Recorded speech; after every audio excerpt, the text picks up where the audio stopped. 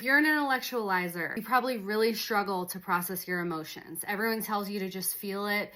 Just where is it in your body? And you're just like, what the are you talking about?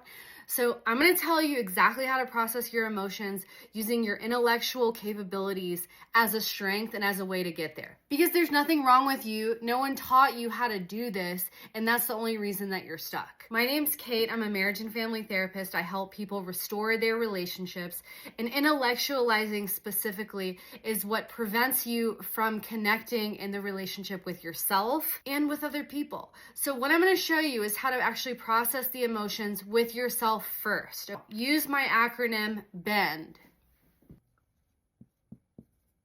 I created this acronym, and you need to remember it because you need to bend so you don't break. Bend so you don't break, okay? We're gonna go through this right now. I'm gonna tell you what all these letters stand for, and then we're gonna go through an example. The B stands for behavior.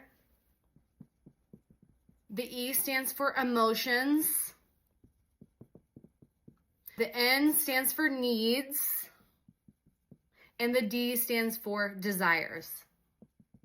Bend so you don't break. The B stands for behavior. What you need to do first is you need to notice when you're intellectualizing, okay? What this looks like is ruminating. When you just you've got that loop, you just cannot stop thinking about it. You keep thinking about it and thinking about it. What makes it intellectualizing is because it's usually from a stressful situation where emotions are involved. Fun fact, and this is just like a rule of thumb, emotions are involved in everything. If you find yourself thinking about something more than once, yes, it's a problem to be solved, and I'm going to help you understand a way to solve it, but emotions are a piece of it.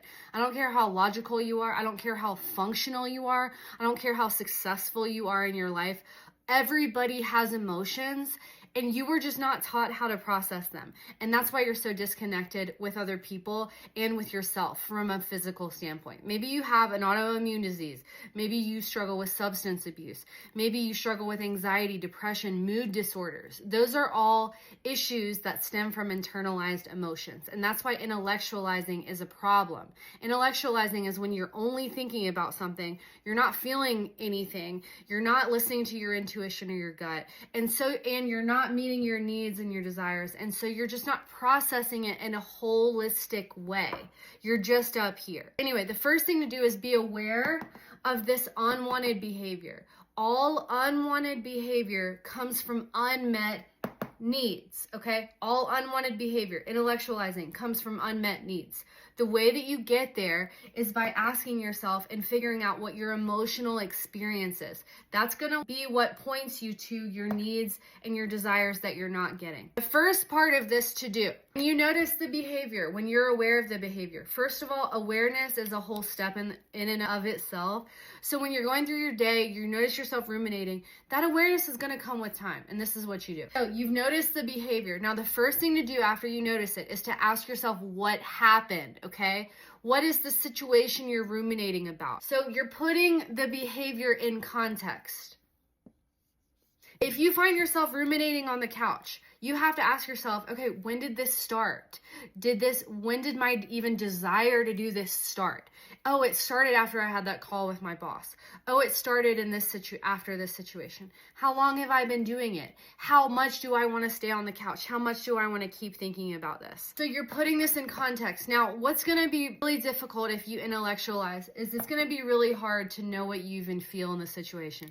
So what I want you to do is when you're thinking about the situation, think what would be appropriate to feel in this situation. Your boss yelled at you. It would be normal to feel angry at the injustice of that because that's not appropriate behavior. If your boyfriend didn't call you and said he would, it would be normal to be angry about that. It would be normal to be sad about that. It'd be normal to be confused about that, okay? So understanding emotions, this is also pure education. Most people are just ignorant about this. But why this is so important, number one, you're naming it to tame it, okay? Intellectualizing is a foggy second floor of your house because there's fires going on the first floor. You intellectualize and you're just getting into your emotions. chances are it's not going to be what I call simple emotions like fear, anger, sadness. Those are very simple things. It's going to be an overwhelm of a lot of different emotions, and that's okay. This is a process. This is a learning process. So if you're thinking about intellectualizing as smoke on the top floor because the fire's down below, the first thing to do, remember, is to say, which fires are these? Where are these coming from? How long have they been there? And what would be appropriate in this situation? Like, because you're thinking of specific conflicts. That's what's happening. You're thinking of specific conflicts. That's why you're putting it in context to contain it. You're saying, okay, what are the emotions in this situation? What are the emotions in this situation? Am I disappointed? So please see a therapist if this is difficult, because when I'm talking about this, I'm like, I've been doing this for years, so I know this very easily. But when I first started, I didn't know anything, and that's okay. This is gonna be the hardest part, is naming the emotions. But once you get this down, needs and desires are so easy. They're so easy. Say, for example, your boss yelled at you, that's the situation. So you're angry, but you're also scared because you're scared to lose your job. What you need in that situation is protection. What you need maybe is help. Do you need to talk to HR? Do you need to make sure your affairs are in order? Do you need to look for another job? Do you need to talk to a friend to get support? Do you need outside help? Okay, so you're ruminating about this, you're intellectualizing, because there's fires on the bottom floor of fear and anger, and then probably 5 other conflicts that happen to you today, because conflicts are every single day. So you're putting those in context, you're asking yourself what the fires are, and then you're asking yourself what you need and what you want. If you want to stay at that job, if that's what you genuinely want, to stay at that job, your needs are going to be different than if you don't want to stay at that job. Than if you've been like, fuck this job. I've been here forever. I'm done with this. This was the straw. This is what is going to determine your course of action.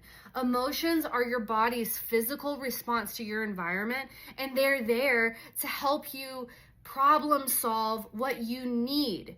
Everyone would respond differently to a situation based on their life circumstances. So these are the questions to ask yourself. Now, the biggest thing that I didn't go over at the beginning that you need in this situation is called self-compassion.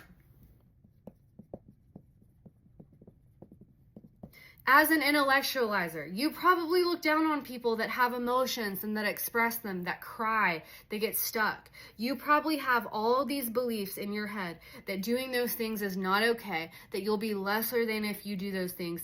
X, Y, Z. That's shame, shame, shame, and that's what's keeping you stuck up here and not physically experiencing what you're actually experiencing. Remember, emotions are happening. You're just not aware of them, and therefore you can't process them.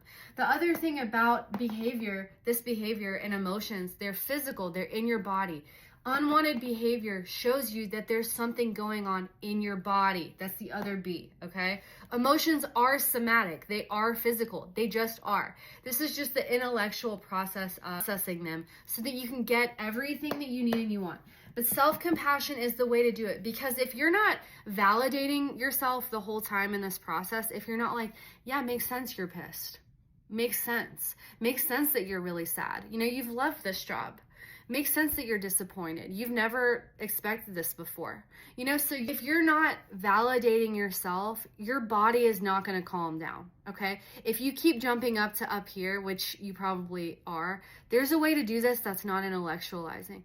It's a process. It's like a feedback loop. So when you say, I'm really pissed, it's like, okay. That's what intellectualizers need to know, is that your body knows. It knows. It is a vessel of truth. It is a vessel of your truth. That's what these 3 things are your truth. The behavior is the symptom. It is like the fire alarm, like, hello, something is going on here. And so when you can go through this process, you're going to process your emotions. You're going to rebuild trust with your body, especially if you add that somatic element to it of like, oh, and then maybe you even notice like, oh, my chest was really tight and now I'm okay. Like, intellectualizers don't have a good sense. It's called interoception. They don't have a good sense in their body of their internal cues. But that's what this is going to help you do, is build this, because you're correlating a behavior with an emotion, which is a physical thing. And when you can do that, you like become aware of your body and you'll notice like, I'm more chill. And you need self-compassion to do it. Self-compassion is the opposite of shame. I hope this helps. This is really fun for me. So ask any questions that you have and we'll get you going from intellectualizing to processing to getting every single thing that you want in this life.